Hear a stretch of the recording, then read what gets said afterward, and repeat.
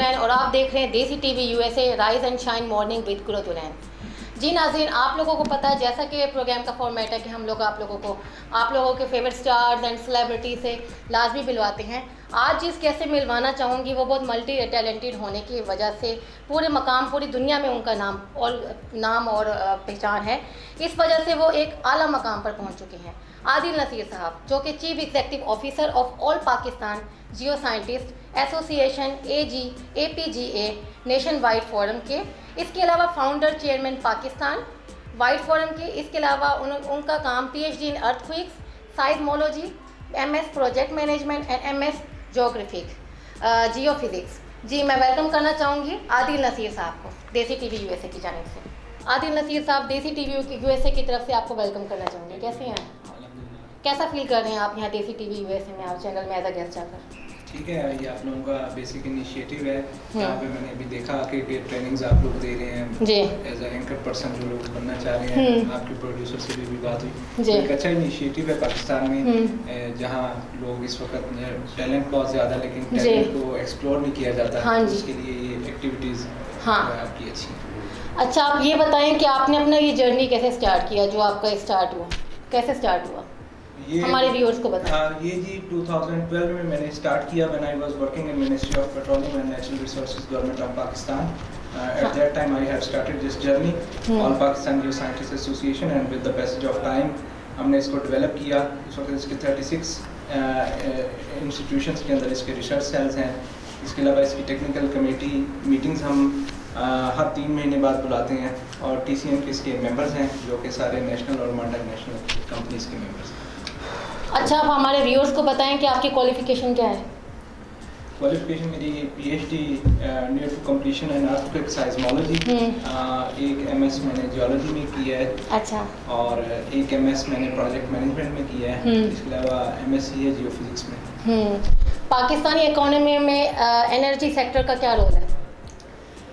Basically energy sector जो है वो एक जो मिनिस्ट्री ऑफ पेट्रोलियम है जो मिनिस्ट्री ऑफ एनर्जी में कन्वर्ट हुई है, उसका बड़ा इंपॉर्टेंट रोल इस तरीके से है कि जितनी भी अभी हाइड्रोकार्बन एक्सप्लोरेशन है ज़मीन के नीचे से जो कुदरती मादनियात हम निकालते हैं जैसे तेल और गैस, उसके रिजर्व्स बहुत सारे पड़े हुए थे, लेकिन अभी with the passage of time चूँकि यूटिलाइजेशन बहुत ज़्यादा है, व्हीकल्स में यूज़ होते हैं, तो वो रिसोर्सेज जो हैं वो सडनली रैपिडली डिक्लाइन की तरफ जा रहे हैं। उसमें डिक्लाइन की उसकी रीज़न ये है कि हम बहुत सारे तो एक्सप्लोर अभी कर नहीं सकते, जैसे कि ईरान बॉर्डर लाइन के ऊपर है और इसके अलावा बलूचिस्तान में ड्यू टू सिक्योरिटी रीजंस और पॉलिटिकल इंस्टेबिलिटी की वजह से हम उसको अभी तक एक्सप्लोर नहीं कर पा रहे। और अदरवाइज भी वर्ल्ड में जो रिजर्व्स हैं वो सिर्फ 30 to 40% ऑयल एंड गैस के बाकी हैं। ओके, उसकी अब हमें उसके लिए हमें रिन्यूएबल एनर्जी की तरफ जाना पड़ेगा, जिसमें विंड से हम एनर्जी पैदा कर सकते हैं, सोलर से हम एनर्जी पैदा कर सकते हैं। अच्छा, गवादर में इसके बड़ा पोटेंशियल है, इसके अलावा बलूचिस्तान में इसका बड़ा पोटेंशियल है।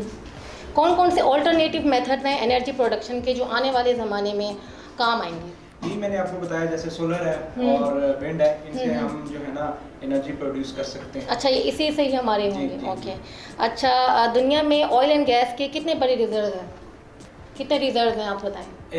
अभी जो रिजर्व्स हैं वो मैंने आपको बताया कि 30 to 40% जो है ना 30 से 40 साल के अंदर जो है ना ये एनर्जी के जो रिजर्व्स हैं हाइड्रोकार्बन ऑयल एंड गैस के रिजर्व्स खत्म हो जाएंगे। तो इसलिए हमें इस वक्त अल्टरनेटिव रिजर्व्स के ऊपर जाना पड़ेगा, जो अल्टरनेटिव सोर्सेज हैं एनर्जी प्रोड्यूस करने के। अच्छा, आप ये बताएं कि फारिग औकात में आप क्या करना पसंद करते हैं, आपके क्या मुश्किल है, हॉबीज़ बताएं अपनी। हॉबीज़ उसमें जो है हमारी चूँकि टेक्निकल फील्ड है और सारा दिन ऑक्यूपाइड मैं रहता हूँ, तो उसके लिए उसकी वजह से सारा दिन नेटवर्किंग भी हम अपने फील्ड के लोगों से करते हैं। तो हमारी organisation all Pakistan geo scientist association का जो स्लोगन है उसी के ऊपर हम फॉलो करते हैं ताकि मैक्सिमम लोगों को फैसिलिटेट किया जाए। उसके लिए हमारा कम्युनिटी सपोर्ट प्रोग्राम डिपार्टमेंट है। तो कोई ऐसी पर्सनैलिटी जिससे आप बहुत ज़्यादा इम्प्रेस हो और आपका रोल मॉडल हो, ऐसी पर्सनैलिटी है कोई? रोल मॉडल जो है ना जिनसे इंसान सीखता है उनको अपना रोल मॉडल कंसीडर करता है, तो इसलिए बहुत सारे ऐसे लोग हैं जिनसे सीखने को मिलता है, लेकिन सबके नाम लेने में जरूरी नहीं समझते। अच्छा, ये बताएं व्यूअर्स को कि ज़लज़ले क्यों आते हैं? बेसिकली अर्थक्वेक्स जो है ये हाँ। बड़ी एक टेक्निकल टर्म है। ये जमीन के अंदर कुछ एनर्जी अकोमुलेट होती है। वो with the passage of time आपने प्लेट्स, टेक्टोनिक प्लेट्स का नाम सुना होगा। टेक्टोनिक प्लेट्स की मूवमेंट की वजह से एनर्जी जो अकोमुलेट होती है beneath the earth surface, that energy जो है उसको हमें जब वो प्रोड्यूस होती है उस फॉर्म में, वो जल्जलों की फॉर्म में, क्योंकि वो एनर्जी अकोमुलेशन में किसी ना किसी टाइम के ऊपर, जैसे इंसान को नॉर्मल औकात में गुस्सा आता है, वो गुस्सा किसी ना किसी के ऊपर उसने निकालना होता है, तब वो एक नॉर्मल होता है। तो इसी तरह अकोमुलेशन है एनर्जी की जो जमीन के अंदर है, जो प्लेट टेक्टोनिक एक फिनोमिना है, उससे वो एनर्जी प्रोड्यूस होती है और फिर वो जल्जले, या आपने वर्ड एक सुना होगा सुनामी, जो पानी के अंदर तो जल्जले या सुनामी की सूरत में हुआ। तो ये जल्जलों से कैसे बचा जा सकता है? जल्जले बेसिकली एक नेचुरल फिनोमिना है। इसकी पूरी वर्ल्ड में अभी तक प्रेडिक्शन नहीं है, कोई भी इसको किसी भी साइंटिस्ट ने प्रेडिक्ट नहीं किया। ऑल्दो इसके लिए कुछ साइंटिफिक इक्विपमेंट्स हैं जिनसे हम कुछ सेकंड्स पहले ये पता लगा लेते हैं कि वेव एक ट्रैवल कर रही है तो वो किसी ना किसी टाइम भी प्रोड्यूस हो सकती है, जिससे लेकिन उसका मैग्नीट्यूड और इंटेंसिटी बड़ी इंपॉर्टेंट होती है। डेप्थ, मैग्नीट्यूड और इंटेंसिटी वो मेजरेबल नहीं है। तो हम लोग प्रिडिक्ट कर सकते हैं जल्जले को कि आने वाला जल्जला भी स्टार्ट होने वाला है या आने वाला है, कुछ इस तरह से? ओवर द वर्ल्ड भी अभी तक इसके ऊपर कोई ऐसी साइंटिफिक रिसर्च नहीं है कि इसको प्रेडिक्ट किया जा सके। अच्छा, आपकी पीएचडी की रिसर्च क्या कहती है कि आपने किस एरिया पर रिसर्च की है और इसके क्या आउटकम्स निकले हैं? जो मेरा रिसर्च एरिया है पीएचडी में, वो गिलगित एरिया है। उसमें मैंने साइस्मिक हैजर्ड रिस्क असेसमेंट की है। क्योंकि अगर आप पाकिस्तान के ये जो नॉर्दर्न एरियाज हैं इसमें देखें, जो इनमें घरों की सिमेट्री है, एक घर के ऊपर दूसरा घर बना होता है और जो लोकल वहाँ पे टाउन्स हैं, कम्युनिटीज हैं, वो जो बाय लॉज हैं उनको इम्प्लीमेंट नहीं करवा सकती। अच्छा। तो उसकी वजह से अगर छोटी सी भी कोई टेक्टोनिक एक्टिविटी होती है, कोई जल्जला आता है या लैंडस्लाइडिंग है या ग्लेशियर कोई पिघलते हैं, तो उसके जो इम्पैक्ट्स हैं वो उसकी पॉपुलेशन के ऊपर आते हैं और फिर मेजर डिजास्टर के वहाँ पे चांसेस हो सकते हैं। तो आपकी पीएचडी रिसर्च से पाकिस्तान को क्या फ़ायदा पहुंच सकता है? उसमें यह है कि उस एरिया में से सी पैक रूट गुजर रहा है। वो जो सी पैक रूट है उसमें जो भी बिल्डिंग्स आगे डिजाइन होंगी, उनके जो बिल्डिंग कोड्स हैं, जो कि अर्थ को एक प्रॉन हम उसको बनाएंगे, तो वो जो बिल्डिंग कोड्स होंगे वो यहाँ पे नई जितनी कंस्ट्रक्शन होगी उस एरिया के ऊपर, उस सी पैक रूट के ऊपर, उससे जो है उसको हम बिल्डिंग कोड जो प्रपोज करेंगे तो उसमें जो है ना अर्थक्वेक के अगेंस्ट उसकी रेजिस्टेंस बढ़ जाएगी। उसमें अगर 7.5 या 8 मैग्नीट्यूड का अर्थक्वेक आता है और उसकी थोड़ी सी डीपर डेप्थ होती है, लेट्स से 300 किलोमीटर उसकी अगर डेप्थ है, तो वहाँ से वो बिल्डिंग को बचाया जा सकता है। लेकिन अगर डेप्थ उसकी 15 किलोमीटर और अराउंड इससे कम डेप्थ पे आता है और उसका मैग्नीट्यूड भी ज़्यादा होता है, तो तब तो डेफिनेटली डिजास्टर होगा। इसमें हम इंटेंसिटी मर्करी स्केल यूज़ करते हैं इसको मेजर करने के लिए। अच्छा, आप ये बताएं कि आपकी फैमिली में कौन कौन है और फैमिली में आप किससे अटैच्ड हैं ज़्यादा, ये हमारे व्यूअर्स को बताएं। फैमिली में तो सभी से अटैच होना चाहिए। तो जितना टाइम इंसान फैमिली को दे सके वो ज़्यादा अच्छा होता है। लेकिन हर किसी की आज के दौर में इतना बिजी दौर है और एक प्रोफेशनल लाइफ हर किसी की चल रही है और फिर उसमें जितना आप वक्त दे सकें फैमिली को उसमें। तो आप इतने टफ रूटीन में अपनी फैमिली को टाइम दे देते हैं? आपके लिए मैनेज करना इजी होता है, मुश्किल होता है? नॉर्मल रूटीन है वो, मैं 8 बजे सुबह घर से निकलता हूँ और 11 बजे तक मैं वापस पहुँचता हूँ, तो फिर जो टाइम बचता है वो फैमिली को। तो आपका बेस्ट कॉम्प्लीमेंट क्या रहा है लाइफ में? किस सिलसिले में? लाइफ में आपको कोई किसी ने बेस्ट कॉम्प्लीमेंट मिला हो जो आपको लगा हो कि आपका लाइफ में सबसे अच्छा बेस्ट कॉम्प्लीमेंट था, ऐसा कोई है? क्योंकि मैं इस वक्त 39 पाकिस्तान में जो यूनिवर्सिटीज है उनके साथ अटैच हूँ। उसमें मल्टीपल स्टूडेंट्स फाइनल प्रोजेक्ट्स के लिए आते हैं। मेरी खुद लेक्चर सीरीज़ हैं KPK में, इसमें पंजाब में, सिंध में, तो उसमें बहुत सारे लोग आते हैं। तो जब आप किसी को फैसिलिटेशन देते हैं, आजकल इंटर्नशिप और जॉब्स एक इम्पॉसिबल सी चीज़ है, तो जब हम ट्रेनिंग करते हैं उनको इंटर्नशिप जॉब्स की अपॉर्चुनिटी देते हैं तो मल्टीपल कॉम्प्लीमेंट्स आते हैं लोगों के और बड़ा अच्छा लगता है जब लोग एक्नॉलेज करते हैं चीज़ों को। उससे ये एक ह्यूमन साइकी भी है कि जब किसी की कोई तारीफ़ की जाए तो वो खुश होकर उसकी जो परफॉर्मेंस है एक्नॉलेजमेंट से हमेशा डबल हो जाती है। ऐसा ही है। वक्त हुआ एक ब्रेक का, हमारे साथ रहिए।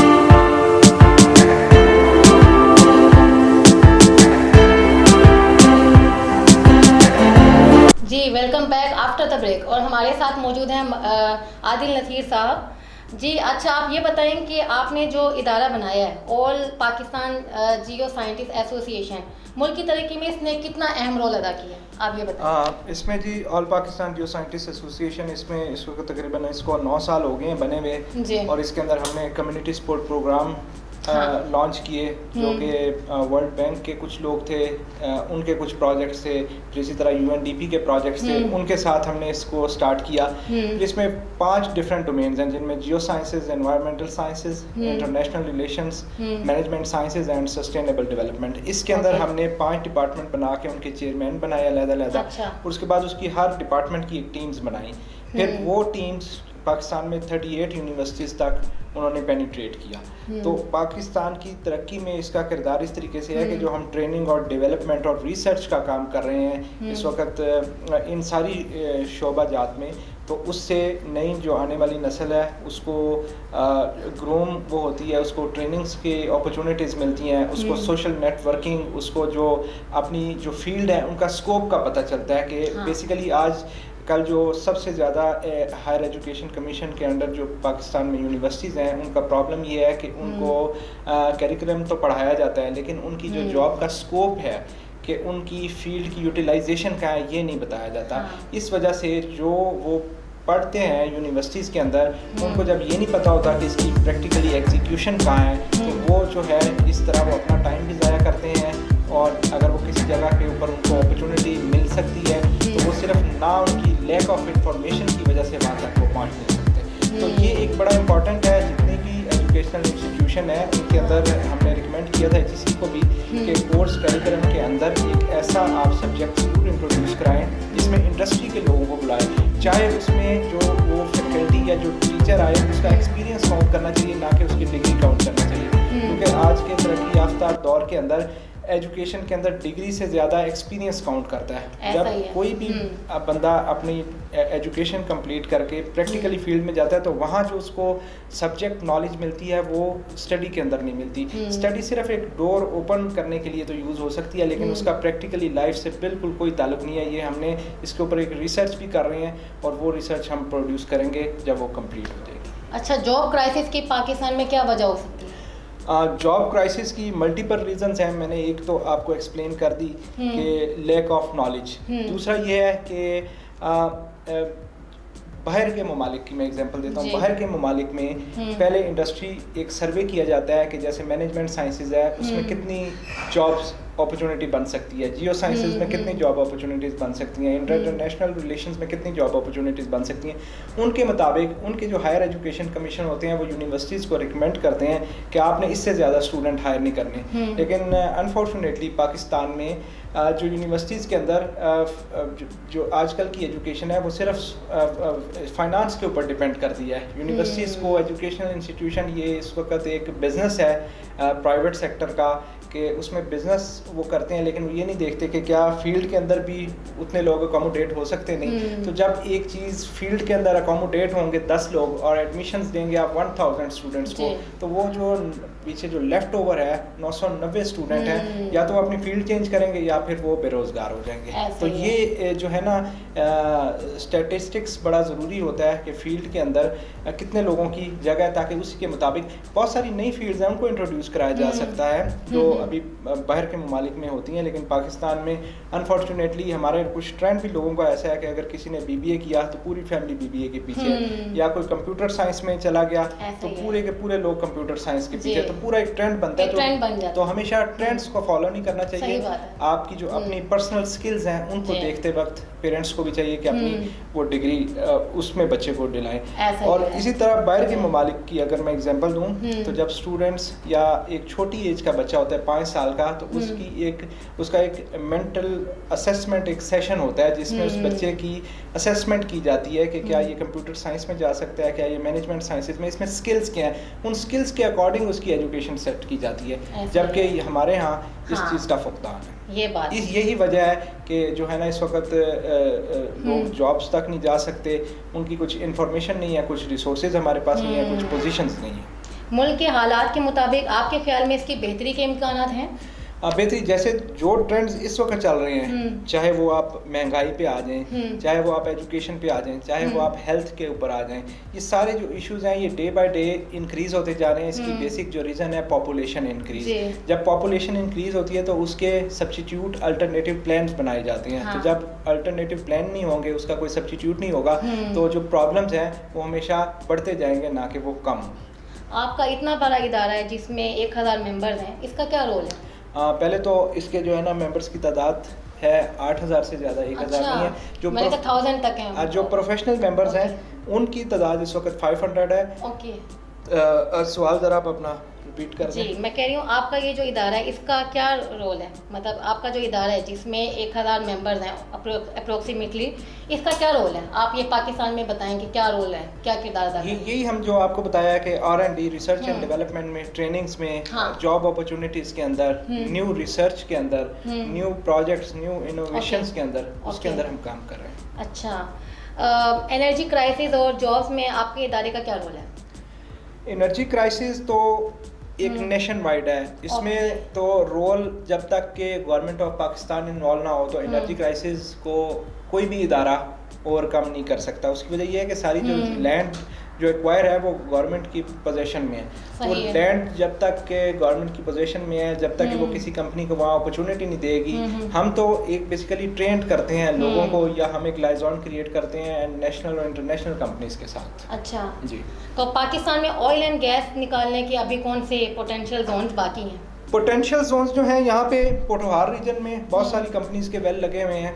इसी तरह सिंध का जो एरिया है वो काफ़ी हद तक हमने कवर कर लिया है। अब जो पोटेंशियल जोन्स हैं जो ईरान का बॉर्डर है या बलूचिस्तान में है, यहाँ कोल के रिजर्व्स बहुत ज़्यादा हैं, जिनसे हम बेसिकली वो जो कोल भी है वो सेकंड क्लास कोल है, तो वहाँ से हम अभी भी प्रोडक्शन ले सकते हैं। लेकिन चूँकि वहाँ पे पॉलिटिकल इंस्टेबिलिटी और जो भी गैर मुल्की कंपनियाँ आती हैं उनको सिक्योरिटी इश्यूज़ की वजह से या कभी उनके लोग अगवा कर लिए जाते हैं, तो इसलिए वहाँ जब तक के स्टेबिलिटी नहीं आती पॉलिटिकली, वहाँ पे ऑयल एंड गैस या नेचुरल रिसोर्सेज को एक्सप्लोर करना डिफ़िकल्ट है।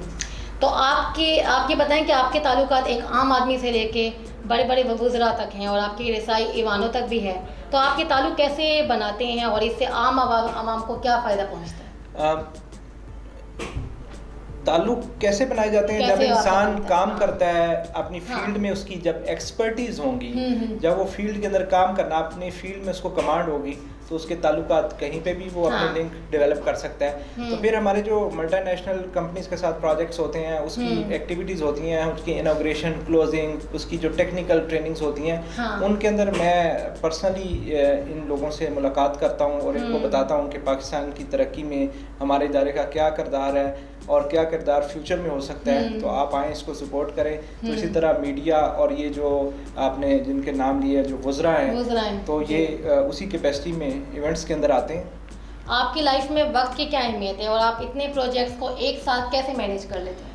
आज के दौर में जो वक्त है वो सबसे इम्पोर्टेंट है। सारी आपकी जो एक्टिविटीज़ हैं, आपका जो प्रोडक्ट है वो टाइम के ऊपर डिपेंडेंट है। जब आप अपनी टाइमलाइन के साथ आप अपना प्रोजेक्ट्स करेंगे, अपनी लाइफ की रूटीन सेट करेंगे, तो आप सक्सेसफुल होंगे। तो जो लोग आजकल हम देखते हैं कि लोग टाइम ज़ाया करते हैं मोबाइल फ़ोन के ऊपर, 3-3 घंटे मूवीज़ देखते हैं जाके, तो जिन लोगों ने सक्सेस हासिल करनी है या तरक्की करनी है वो इन चीज़ों को सेकेंडरी रखते हैं और प्राइमरी जो उनके ऑब्जेक्टिव्स होते हैं वो अचीव करने की कोशिश करते हैं। आपके ख्याल में तालीम ज़्यादा ज़रूरी है या ताल्लुकात?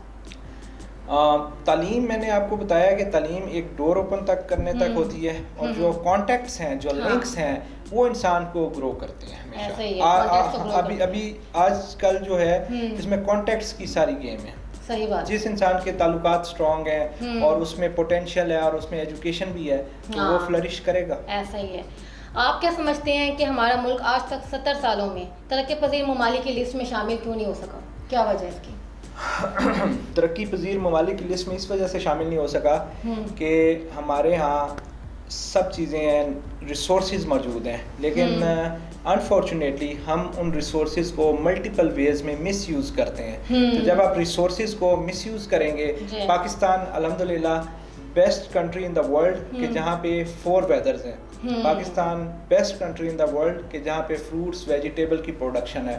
Pakistan is the best country in the world कि जहाँ की ज़मीन ज़रखेज़ है। आप कहीं कुछ उसमें उगाएं तो वो फसल तैयार होती है। तो जब इतने सारे मल्टीपल रिसोर्सेज हैं तो हम जब रिसोर्सेज को मिस यूज़ करते हैं तो इस वजह से हम करप्शन और ये इनकेपेबिलिटी, गलत पोजीशंस पे गलत बंदों की तैनाती, तो ये वो फैक्टर्स हैं जो पाकिस्तान को नीचे लेके जा रहे हैं। सही बात है। आपके इर्द गिर्द से हर वक्त सिक्योरिटीज़ होती हैं और आपके इदारे और जनरल पब्लिक के और जो सारे सिक्योरिटी के इदारे होती हैं, उसकी ऐसी क्या पर्सनैलिटी आपकी है कि रात 12 बजे भी आप किसी लोग मीटिंग करने के लिए स्पेशल टाइम मांगते हैं और आपके इदारे में पहुंचते रहते हैं स्पेशली आपसे मीटिंग के लिए? तो ऐसा क्या आपकी पर्सनैलिटी में, आप हमारे व्यूअर्स को बताएं। वो इस वजह से कि एक हमारी जो जिनसे मैंने सीखा है, जिनका नाम है जुनैद अहमद जिकियानी, जो मेरे मेंटोर हैं। अच्छा। उन्होंने मुझे ये सिखाया है और पूरी हमारी टीम को सिखाया है कि कोई भी बंदा आपके पास मदद के लिए आता है या कोई भी मुश्किल में है तो ये इंसानियत के नाते भी आप उसकी हेल्प करना एक सवाब का काम भी है, और दूसरा अगर कोई चीज़ आपके हाथ में है तो आप उसको अगर एक अच्छे तरीके से किसी का प्रॉब्लम भी सुन लें तो उसकी 50% जो है ना फ्रस्ट्रेशन उसमें भी सॉर्ट आउट हो जाती है। तो बाकी जहाँ तक आपने बात की सिक्योरिटीज़ होती तो ये मल्टीपल लोग मेरे साथ ऐसे इन्वॉल्व होते हैं सम टाइम कि जिनकी वजह से वो थोड़ी सी ये कॉन्फिडेंशियल चीज़ें हैं तो मैं इसको भी शेयर नहीं करना चाहता। अच्छा, ये बताएं कि शेख रशीद, असद उमर, शहरियार खान अफरीदी के साथ ज़ाती ताल्लुकात में आपके निजी महफिलों में भी तशरीफ़ लाते हैं, इसकी क्या ख़ास वजह है कि इनके साथ आपके क्या ताल्लुकात? शेख रशीद साहब इस वक्त वज़ीर दाखिला हैं और ये मैं ऑन एयर कह रहा हूँ, उन्होंने एक दफ़ा मेरे से प्रॉमिस किया था और कई मेरे इवेंट्स में भी वो कह चुके हैं कि आदिल नसीर जब आप मुझे बुलाएंगे तो मैं हमेशा आपकी एक्टिविटीज़ में आऊँगा, और हमेशा वो आते हैं। तो रीज़न यही है कि हम टेक्निकल काम करते हैं अपनी ऑर्गेनाइजेशन के लिए, मुल्क की तरक्की के लिए। तो जब हम एक पॉजिटिव काम करेंगे तो उसमें ये वज़रा या कोई भी वज़रा हो तो वो सपोर्ट करने के लिए एक इनकरेजमेंट होती है जनरल पब्लिक के लिए, तो उसके लिए कोई भी बंदा वो उसमें आ सकता है। तो ये लोग भी हमारी तरह के लोग होते हैं जो होते हैं, हम ही लोग इनको इलेक्ट करके ऊपर लेके आते हैं। तो अगर ये किसी की एक्टिविटीज़ में चले जाते हैं तो मैं नहीं समझता इट्स अ बिग डील। ये हमारे लिए एक ऑनर की बात होती है इनका आना।